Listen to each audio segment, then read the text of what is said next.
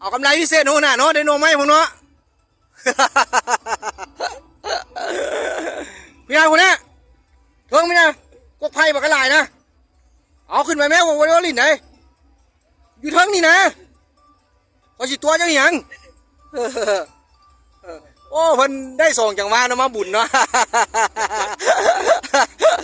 โอ้ในงานบุญเด้อนี่เด้อเพิ่นได้ส่งจังหวะ ได้หลายวะโอ้เพิ่นได้กำไรได้อ้ายเอาน่ะมาได้ส่งจังหวะเพิ่นน่ะ เดี๋ยวมาบุญน่ะจะมาจากบ้านไหนไอ้โอ้มาแต่ไหนกันเนาะเพิ่นได้กำไรเนาะส่งจังหวะเห็นบ่เนี่ยคือว่านับแล้วคือบุขึ้นบังไฟนี่นะมันเป็นยังไงนี่มาแล้วโอ้คือขึ้นซ่าเราตัวนี้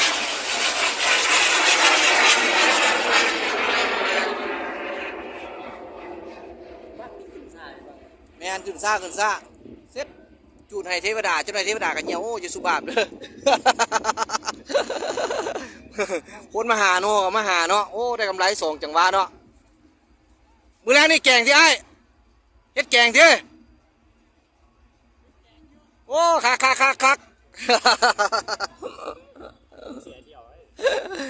เพิ่นบ่เสียเที่ยวนี่อยู่คักหลาย